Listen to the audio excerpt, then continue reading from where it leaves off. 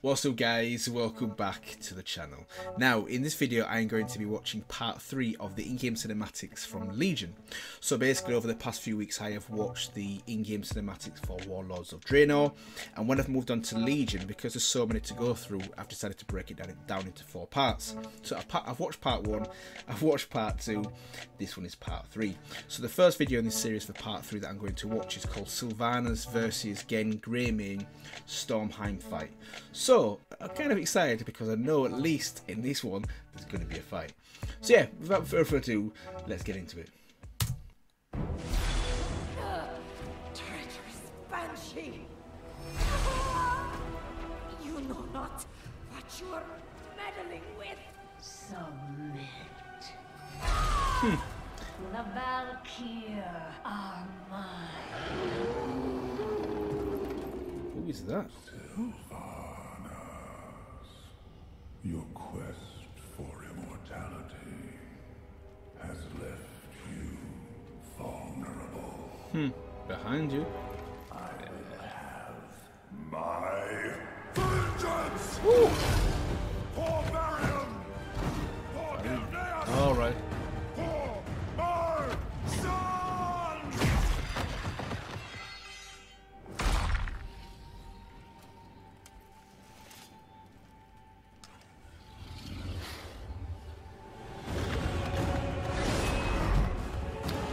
Oh!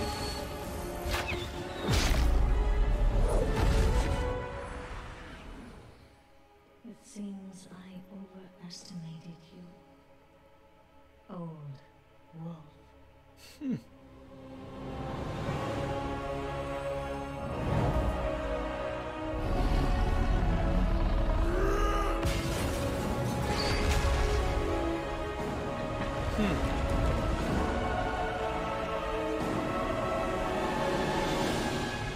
You took my son's future.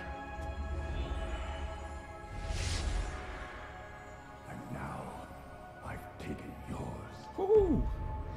Revenge. Whew. Okay, nice, nice. Okay, so let me start off with what I do know, and then I'll go on to what I don't know in this trailer. So the first thing, and remembering the most recent one, Sylvanas has now become War Chief, so she's the War Chief of the Horde now. This guy here, this Greymane, he's basically the advisor, and he's a general to the king, and also we're seeing Azeroth as well, the king's son. But here we can move on to know what I don't know. First thing, it talks about how you took away my son's future, basically. So has his son died? I don't know if his son's died, and has Sylvanas had a hand in that? Does he obviously hold, well, clearly he holds a responsible for that, but I don't know why. So that's the first thing. Secondly, who is this creature that Sylvanas is holding captive? Why is she holding this thing captive, and what does she gain from it? I don't know anything to do with that. And also, what's this lantern? This lantern obviously controls or kept this being restrained, and him destroying it obviously released it. So I don't know anything to do with what's going on around that whole dynamic. But one thing I really did like is that scene where she fires the arrow, it hits him in the chest, and then she basically says that she overestimated him, old wolf. So basically she was trying to put him down, but the twist or the kicker was that actually she'd underestimated him, because he then got that lantern, didn't he? He smashed the lantern which released this being that she was trying to hold captive. So that was a cool little twist at the end. And then I love how he just basically snaps the arrow, doesn't it, and just walks off. But yeah, a lot of questions in this one. I'm sure you guys are going to be able to fill in the finer details for me, hopefully, in the comment section. But yeah, a lot of questions in that one that I can't answer. But yeah, it was cool. That was decent. A good start. A good start anyway. So, without further ado, let's move on to the next one.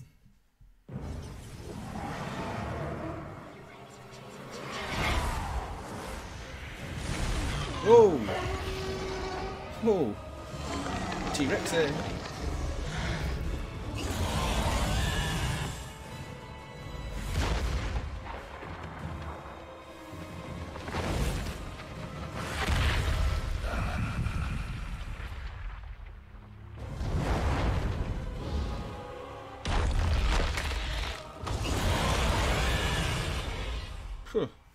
Okay, 30-second cinematic, but that was cool. That was cool.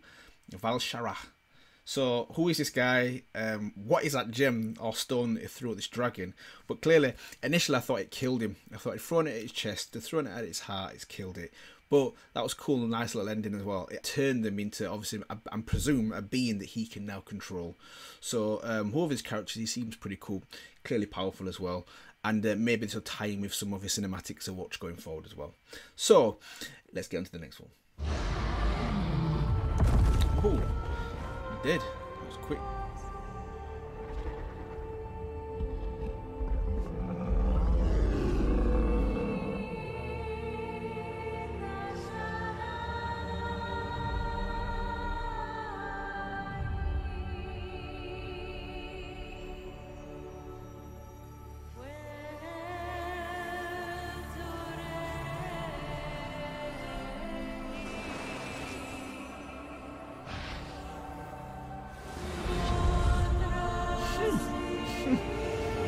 Dragon Soul.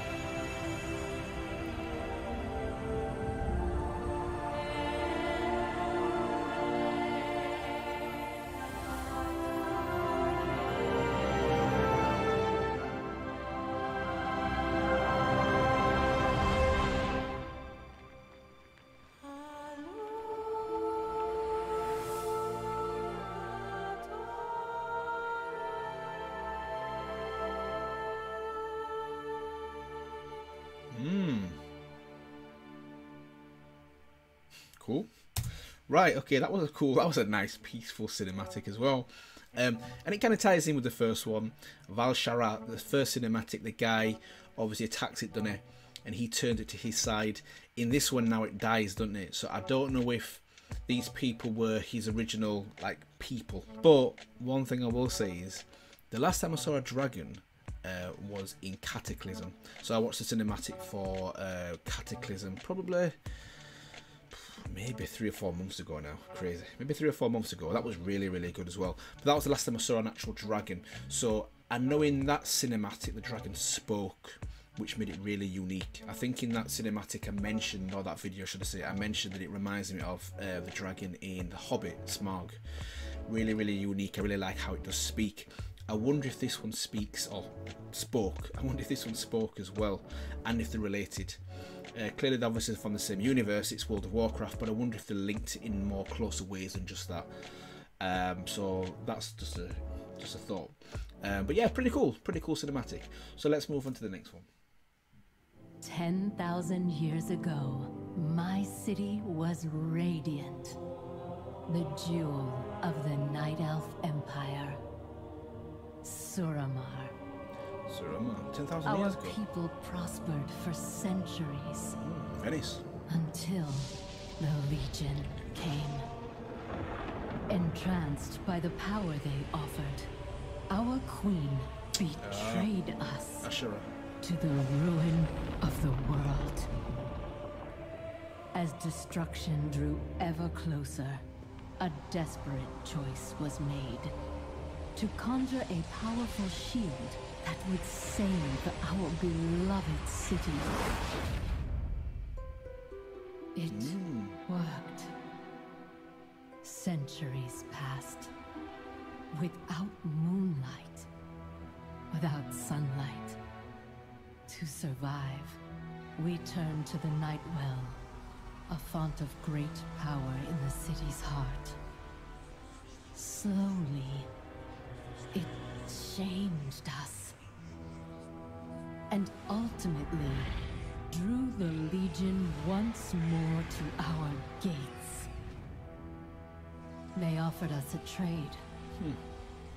The Nightwell for our lives.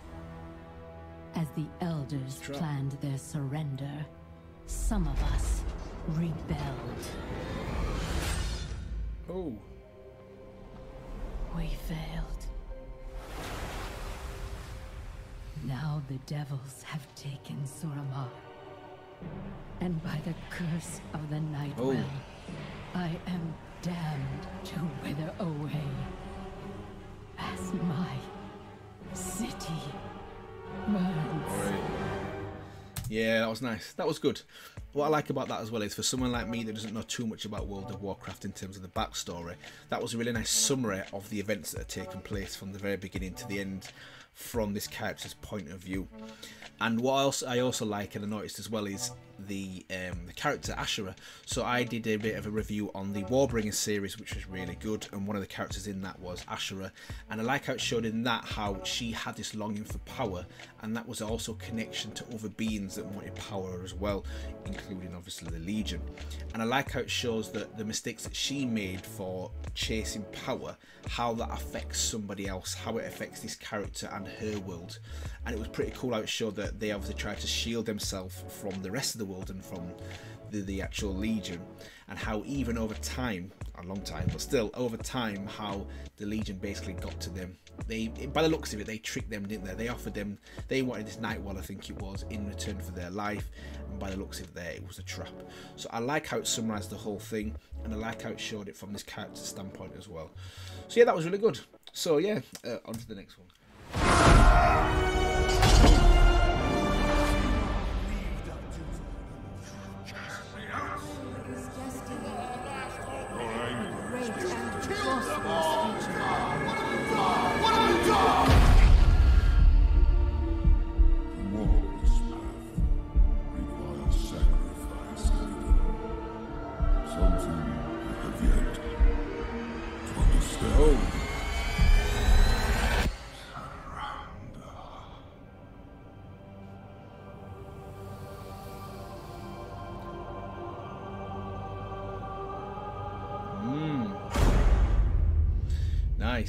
Nice. Okay, so yeah, clearly from the title, this is obviously one of his memories. But the interesting point in this for me was that part where that, what do you call him, half horse, half man, centaur? Is that a centaur? It's not a minotaur, is it a centaur? Something like that. Anyways, he said, to walk this path you must suffer, or you must understand loss. And then it showed that, or then he said that you haven't experienced that yet. And then it went to this woman, didn't it? So this is clearly someone that's close to him, maybe his wife, or maybe his sister, or some family or friend, someone close to him. And then he mentioned, I think he whispered her name as he passed out as well. Yeah, so I'm not quite sure who she is, but clearly she's someone that's close to Illidan. So yeah, let's get into the next one. Here. This is where his father fell. All right. The boy has never known the horrors of the Legion as we have. No.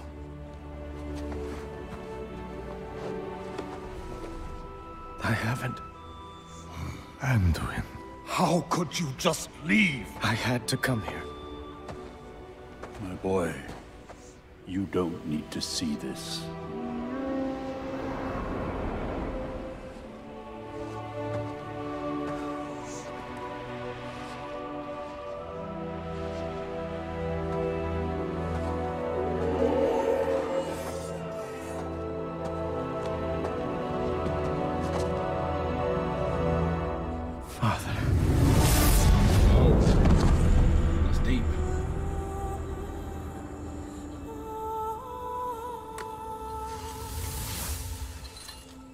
You never surrendered. Even here, at the very end.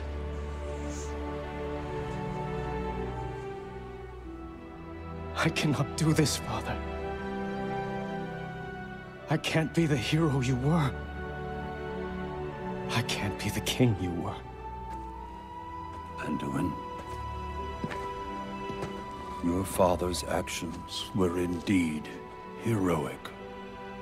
They were his challenge to us, his people, to never let fear prevail, even at the very gates of hell.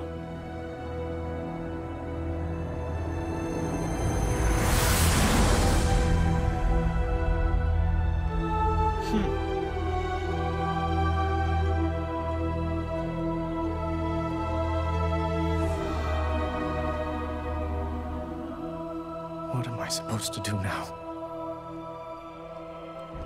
What a king must do.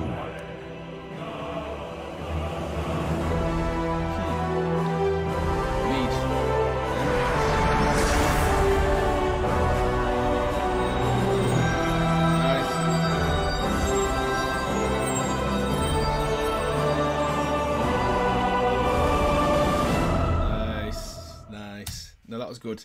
That was a really good ending. So this is the last one for me on part 3, and yeah, that was a really fitting ending to the video. I really like as well how it showed that when he died, didn't it, in the previous one, the sword was left there, and the light, I'm going to call it the light, burnt out, didn't it? The light burnt out from the sword. And I like how it showed that he'd come back when Anduin, I think he's called. I like how he'd returned basically to his father's grave, and he felt like he wasn't worthy of that title to be king. And I love how it showed that he picked up the sword. Then you get that flashback or that scene, don't you, where he speaks to his father. His father tells him what he needs to do and gives his blessing, and then he obviously picks up his father's sword and the light returns to it. That was really cool. And obviously, like his father said at the end, that he needs to be a king, so he needs to lead, he needs to be a ruler, just like his father was to the very end. Yeah, so that kind of wraps up part 3. One thing I will say though is that the actual lore and the backstories and so many of the characters is so deep, so detailed, and there's so much that I without doubt have missed, particularly at the beginning as well.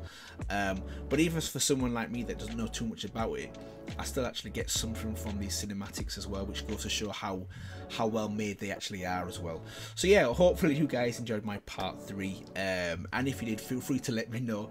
Please feel free to comment, like, and also subscribe as well for more content like this. And also, if you don't subscribe, don't forget to hit the bell icon so you don't miss out on future videos. And I will be moving on to the 4th and final part 4, and that's going to be on Thursday. So that will be my final part for Legion, and then I will probably move on to Battle for Azeroth in-game cinematics next. So yeah, that's it for me today, guys. I will see you in the next one.